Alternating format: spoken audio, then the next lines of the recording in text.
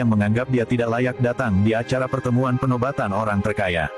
Namun setelah itu, wanita pun langsung menggesek kartu milik pemuda. Dan dengan seketika, petugas dibuat tidak percaya saat melihat jumlah kekayaannya. Yang ternyata, pemuda dengan penampilan sederhana itu, kini adalah satu-satunya orang terkaya di negaranya. Satu hari yang lalu, pemuda ini bernama Xiao Chen, dia baru saja menerima kabar, bahwa ibunya harus menjalani operasi transplantasi jantung dengan biaya 1 juta yuan di rumah sakit.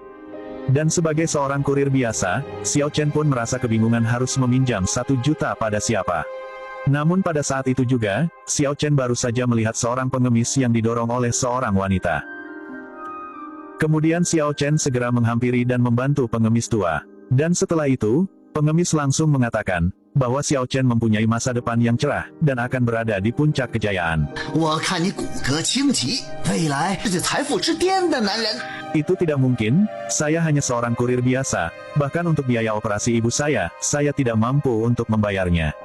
Dan tiba-tiba, pengemis itu langsung memutar tangan, melempar cahaya ke arah wajahnya, dan dengan seketika deposit senilai 80 miliar telah masuk ke dalam rekening milik Xiao Chen.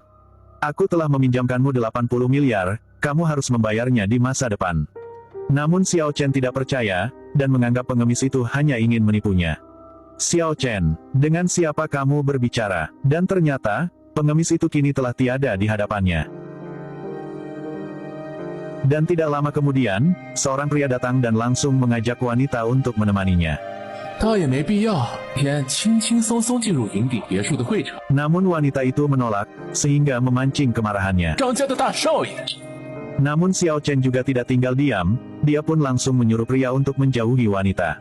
Siapa kamu, berani ikut campur urusanku? Identitasnya tidak sederhana, kamu tidak perlu ikut campur urusanku dengan dia. Namun Xiao Chen menolak, dan langsung menendang kaki pria itu, dan kemudian mengusirnya. Beraninya kamu menendangku, memangnya kenapa? Apa kamu juga mau pukulanku? Kamu telah membuat masalah denganku, aku akan membalasmu. Coba saja. Dan setelah itu, gadis muda langsung bercerita pada Xiao Chen, bahwa perusahaan keluarga kini hampir bangkrut, dan membutuhkan 300 juta yuan untuk memulihkannya.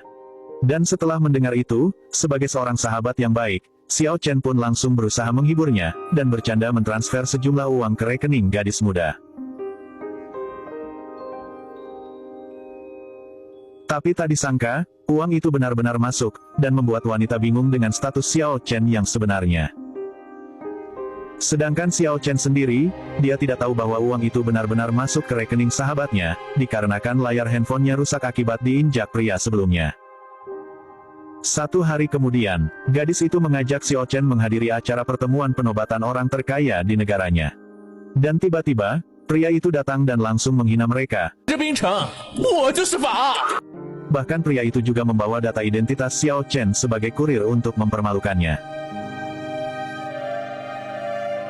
Karena ternyata, pria ini adalah anak dari salah satu orang terkaya, sehingga dia pun menganggap bisa berbuat apa saja pada Xiao Chen dan sahabatnya. Namun gadis itu langsung mengambil kartu Xiao Chen dan langsung menggeseknya.